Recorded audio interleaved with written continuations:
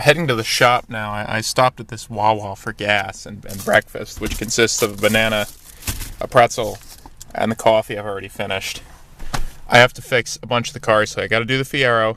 I gotta identify the right thermostat housing for the Maserati, because there's like 4 different kinds, which is wonderful. And I've got stuff to do on this, which I'm not doing today, including my seat that just rocks back and forth because all the plastic bushings from 40 years ago are disintegrated. Who would have thought?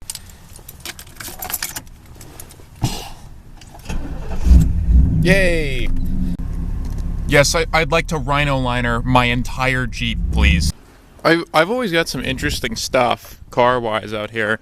There's this van that is just absolutely torched, and we can't really drive it on the road anymore, so it just goes between the buildings, but it's not worth selling. You've already seen the Maserati, which just needs its thermostat, and it's going for sale. And then there's this turd. This is a very cool 2, now 3 owner Pontiac Indy Fiero, 4-speed.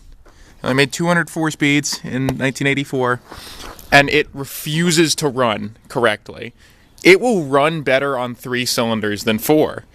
And we've tested so many things, a bunch of things tested bad. We replaced them, and then it's like, okay, parts of this car are cheap. Fire the parts cannon. That fixed a couple things, but it still won't run right. So I have a distributor for this later because I think the ICM is bad, and finding an ICM for one of these that isn't a complete piece of garbage is annoying, but the new AC Delco distributor comes with one, so we're gonna do that. Oh. Bunch of cyclists in the middle of the road. This guy's probably pissed. But yeah, I'll get to this later. I got some pinball stuff to do. Ah, that's the cardboard dumpster.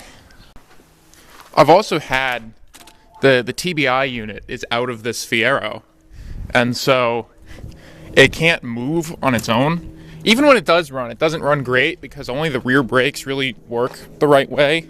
It's got new ones all the way around, but we never bled the fronts yet. We just haven't taken the wheels off to do it, and there's air in it, so it's very mushy and junky. So what I've been doing to move this around while the TBI is off is just cranking it, because it's a fairly low compression 4-cylinder, and you can get away with just cranking the thing and it'll move. Very bad for the battery. So yeah, I've charged it twice all day, 12 volt 2 amp, and I'm just gonna do it one more time because you can hear how much of the acid has just been deleted from this battery. But your service isn't over yet. You will recharge. It's not a choice. Maserati. Maserati.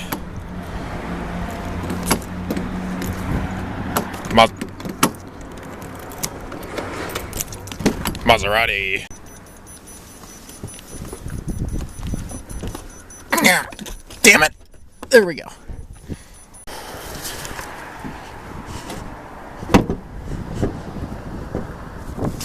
Come.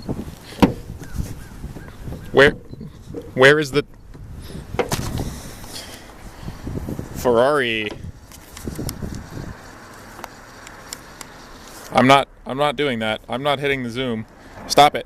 Camera. All right, you definitely can't see that down there, but the thermostat housing does have a coolant sensor in the bottom of it, but opposite the radiator return hose. That's all I needed to see. All right, before I get back to the cars, I have to move this and decontaminate it.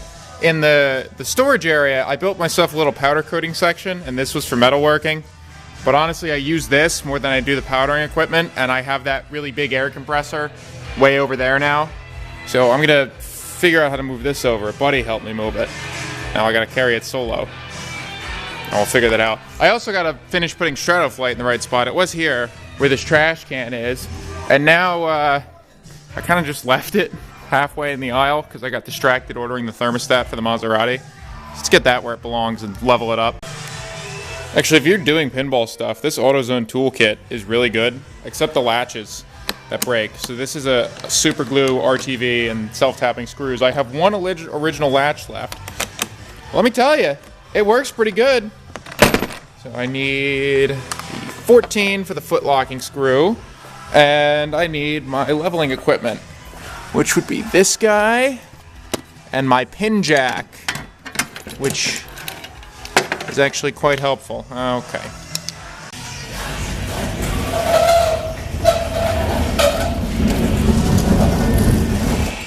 I have the sandblaster set up and hosed up. I have to make a better routing system for this hose.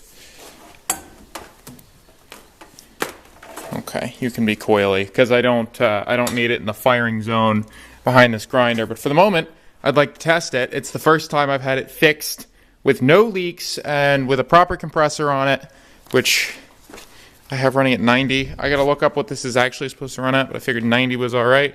And I've got this kind of crusty bolt just as a test run. We can see how that comes out.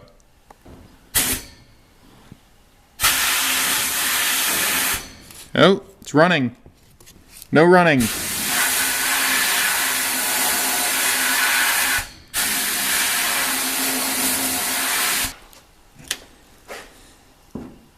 Focus, please. Yeah, you see, there's a side I did. There's a side I didn't. Actually, I'd like to test it on one of the legs over there because it's really what I use it for. But not right now. It works. It sandblasted a bolt. Back in the closet. Back in the closet. God! I was close. I was just like 3 inches to the left. I would have made it.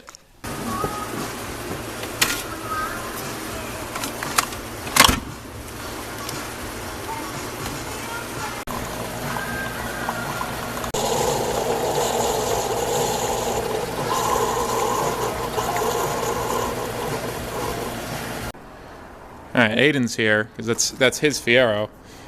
Here's the TBI unit, and the rebuild is over here. This is the coolant pan that I'm putting some marking paint on. Here's the new distributor, and it's already got a new cap and rotor. So we're going to try and push it in here backwards, because it is a mid-engine car. And, you know, it's if we push it in or bring it in straight, then it's kind of right up against this wall here, and it's a little difficult to work on. And we've got a lot more open space and, you know, lights on this side. So I'm gonna go shove it. We've gotten it to right outside the shop, and just can't make the hump.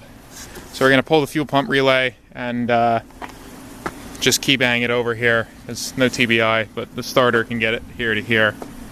And the clutch doesn't work, so we can just start it in gear. It's not that big a deal. So let's find that relay, pull it, and get this thing in there. So I completely forgot to film. You didn't miss anything interesting. We rebuilt the TBI, which was just replacing seals. There was nothing adjustable in there. There's nothing really cool. Pulled the cap off the distributor, managed to leave the wires on, and now you can see there's a screw down there, and the flashlight's too bright. Now you can see it. And that screw holds on a fork that's retained the distributor, and the camera would rather focus on the TBI unit. So we're going to pull that out, pull the distributor out. We've already taken a picture and indexed where it's facing, and then the simple way is doing it in reverse, but you know, it doesn't usually go in simply. That's the idea, at least. So, new distributor's over there. I'm going to pull this one out. Here's our old distributor, and this wire is broken. Come on, focus. Whatever this wire is broken. It runs this little brown thing down here. I don't know what it is. I didn't learn about a lot of distributors in school since they're 20 years obsolete by now. And I have to get this screw out down here, and you can't fit a ratchet in. You put the socket on, which is a 5.5, by the way. A little bit odd. And it butts up right against the housing body, and this doesn't rotate. This does, but the rest of it doesn't. And I'm not really sure how it's supposed to come out. All right. This bolt right here. That is a horrible spot. We're not going to remember it. It's not magnetic. Well, then put the fuse with it. The one on the out of order sign for the fuel pump. Anyway, we're going to just beating the hell out of this thing because it's messed up. Even the inductive pickup was kind of crappy. So that's I wish I had a dumpster to throw that at, but I don't. This is the bit that's broken. You can kind of see on the left side there's a leg that goes to ground. On the right side there's supposed to be this wire connected to it, and it's so cleanly ripped off I really don't think I could solder it back on.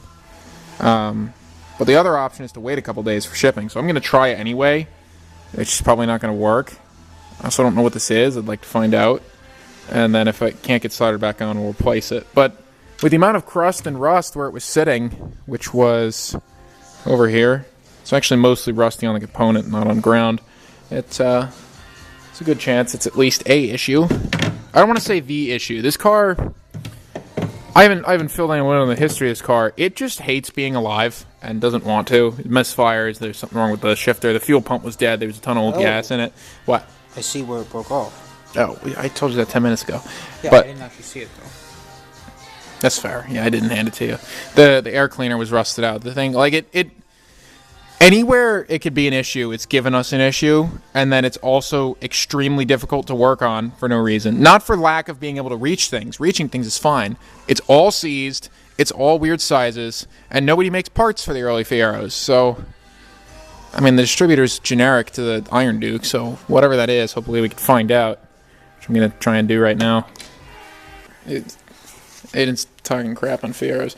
Here's the bit. So it turns out this is a noise suppression filter, and according to our reliable source, ChatGPT, because nobody knows anything about these cars at all. Also, I don't know why this is just having rust exit it, or if maybe that was there. It says we can solder it straight to ground, and then you'll just get a bunch of noise on AM channels. And what would you like to tell the people, Aiden? I don't know how to use radio anyway. All right, well, that's how you feel disappointed in people my age. But there you go. Hopefully that'll work. Yeah, man. At least I have an old car, right? Well, how well is it running? All right. I've soldered a new terminal. You want to touch this? It's 600 degrees. This is the only smart item I will own. It's a smart soldering iron, and I like it. He loves that soldering iron. I love that soldering iron. I had my mom get one for her personal one. All right, so that's soldered on, and I got to see if I could still get everything onto the ICM. These are the two ICM connectors. There's a third one that runs from the ICM to itself, so inductive pickup to ICM. And I just got to make sure this can ground. Maybe. Yo, your camera is set up so poorly. Yeah, yeah, it just doesn't focus on anything. Well, and it's so bright. Oh, well, that's harsh lighting, but it should be able to focus. Not the point. I'm going to get this together, and then we'll see if it goes back together. It's assembled.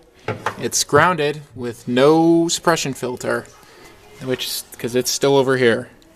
I'd say I tried to fix it, and I couldn't, but honestly, I looked at it being flush snapped with corrosion on it and kind of decided it wasn't happening. So it shouldn't explode, right? It'll work. This car? Or that? Well, they'd be one and the same. No, this, yo. It doesn't actually say it. This is an Iron Duke. They don't work. As all the old people say, it either works forever or it's dead immediately. And I fear we have the latter. You got the dead one. You fear? You know what's been done to it. You've been here. No, that's true. Yeah. So something got messed up with the distributor timing, and now there's no fuel. No, stop zooming in. Stop zooming in. No. Try that again. The distributor timing's messed up, and on this car, it has to receive a signal pulse from the distributor to set off fuel. So I've set the car to number 1 top dead center. I did it yesterday. I threw the taillights back in because, frankly, they should be in the car, even though they are in terrible shape.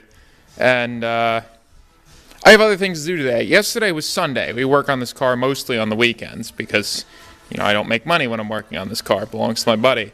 And I gotta go back to doing pinball stuff, but that's where this is at the moment. I'm hoping there's not something wrong with the new distributor, but according to what we found, if the distributor's off by a tooth, it won't generate that signal even if you spin the distributor housing to be aligned with the rotor.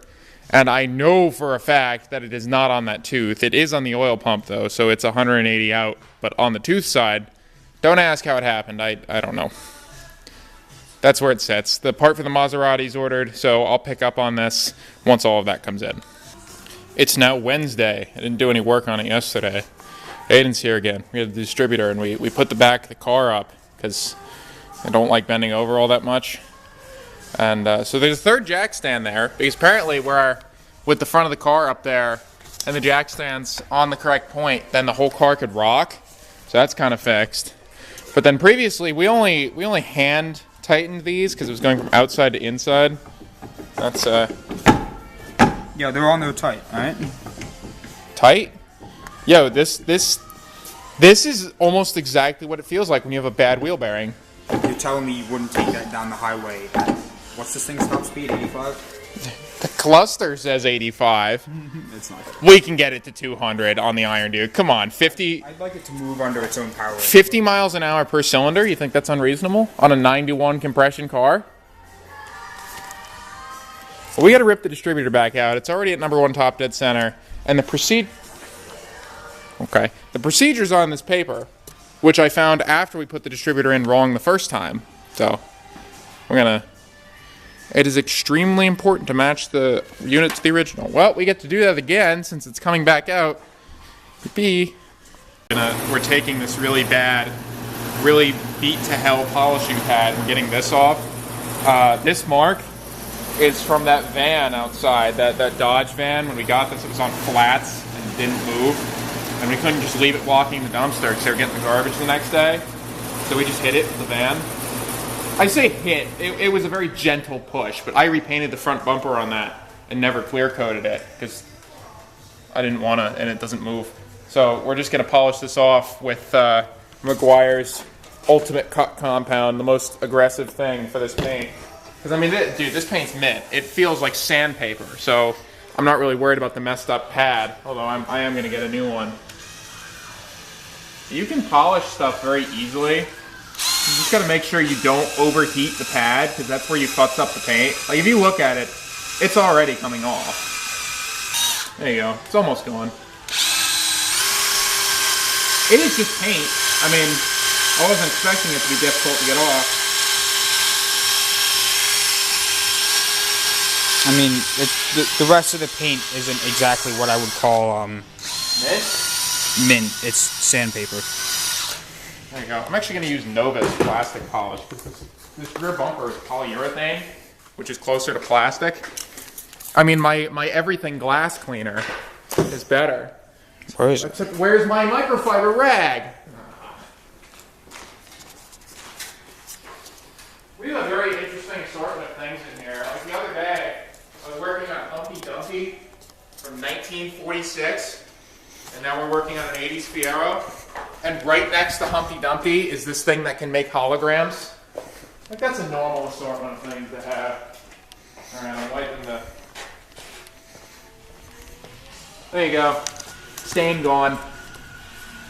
Yeah, we're trying to sell this thing, and it looked really bad in the picture to have a scuff mark, so... Alright. Well, now there's one part of the paint that's good. Yay! Yay! Distributor time.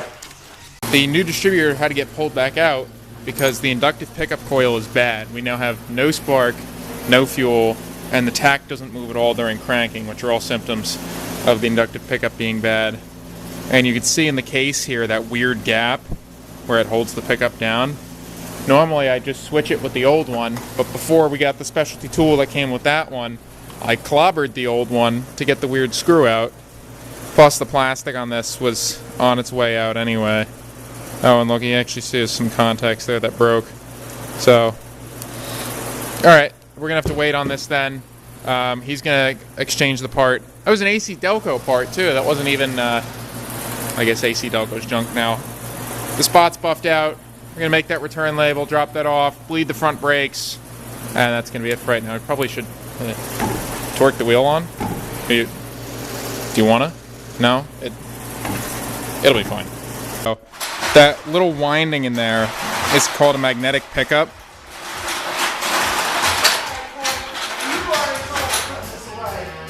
Okay, Mom. This is called a magnetic pickup, and it's broken. It's doing all the diagnostics of it being broken. I mean, this one's clearly broken, but I mean on the new distributor. So we've already packaged that up and sent it back to Rock Auto to receive a replacement. Thank you, AC Delco, for the defective part. Right now we're bleeding the front brakes because we just never did it. The one on the front right is done. Right now we're doing the one on the front left. Aiden didn't know where the proper jack point was, so I'm going to go look at that. And we can't really do anything with the engine until we get that distributor back. We do have to look at the slave cylinder, though, which is leaking. And I'll go into that in a minute. We're going to go back to bleeding the brakes. We only put these on hand tight last time since it was just coming from the side of the building over to here. I've been moving it around the parking lot on wheels that are just barely on. Thank you. So here's the new front brakes we did. They're somehow we found drilled and slotted for this. And oh, more of the wheel finish is coming off on it. That's great. I already re-greased all the front end stuff on here, and that sway bar bushing it's good. Don't worry, it's good. There's a chunk missing out of the sway bar bushing. It's literally just a bit. Oh, I thought you were talking about the sway bar link. No, we did the sway bar links because those were total. Get a jack stand under here, and we'll start doing it. I'll refill the master cylinder. He's got a jack stand down there, and we've got the bleeder loosened. I'm gonna.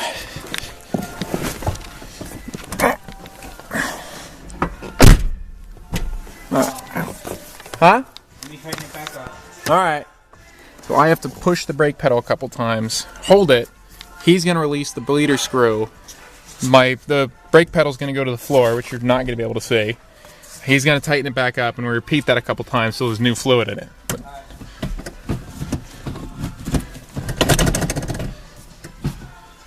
Alright, you ready?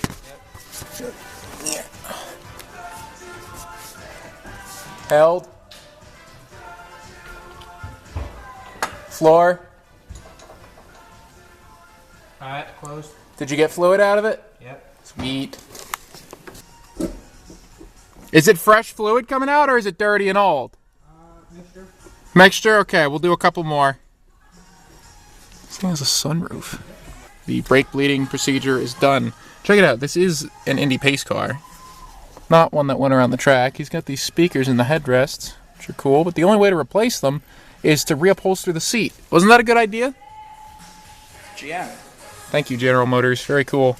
And you get the nice two-tone interior, which looks great. These carpets are like new.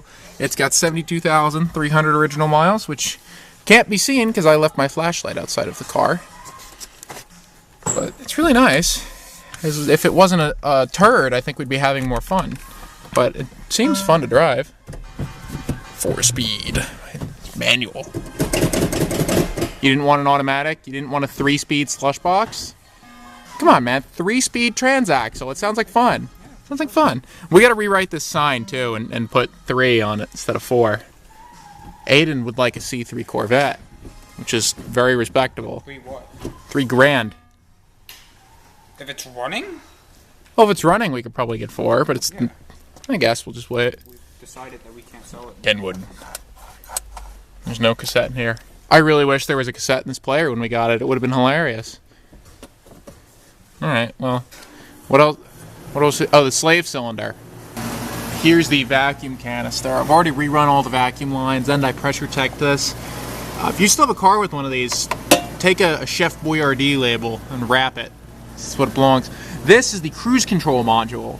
Again, manual vehicle. I don't really know what it's for. Who's using cruise on a manual? Especially a manual this old. Here's the slave cylinder. It's under this coolant hose, which is never coming off again. The intake hose can move, and the wiring harness can't. So what we think is happening, fluid isn't supposed to get past here, and there was fluid leaking out of the boot. So the slave cylinder is probably... Oh, did you just see that? Oh no, it was blocked. I pulled the boot back and fluid shot out. I think...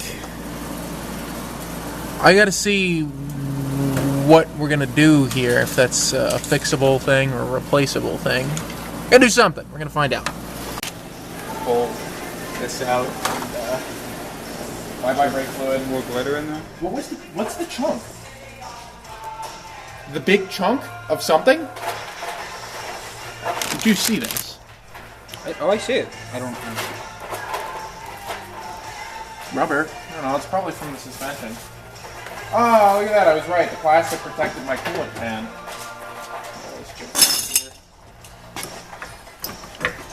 Do you have the lug nuts? Yeah. My boy!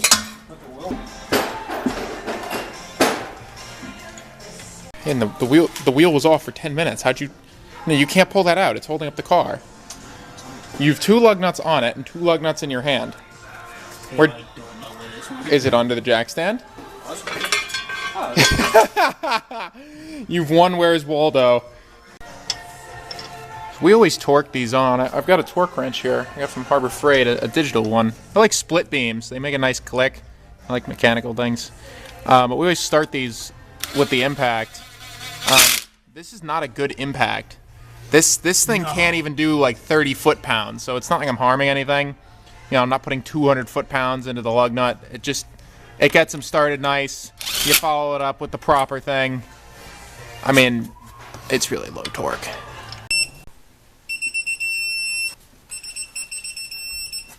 There you go. Alright. All the wheels are actually torqued on. Maserati. I wasn't filming because it's cold, but I'm replacing the alternator on the fire road because it is crappy Duralast. Here you go, Aiden. It's very cold out. We're both very cold. That's why we didn't film anything. We're going to the AutoZone to get the part, get the new alternator on. Got to AutoZone. Got my shiny new, and by new I mean remanufactured alternator. I need gas. $40 of gas. 12 gallons, $40. Isn't the worst thing ever. Oh, there's a Honda boy out.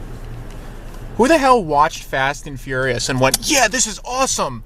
These cars don't look like complete garbage. Since I rave about cars so much, we're going to do a test. You can't really see it, so I'm going to do a timer. I'm going to start this timer. And I'll stop it when I'm done the alternator, getting it from off to on and reconnecting the negative terminal. And I have all the tools and bolts right here. So, let's see how fast that goes.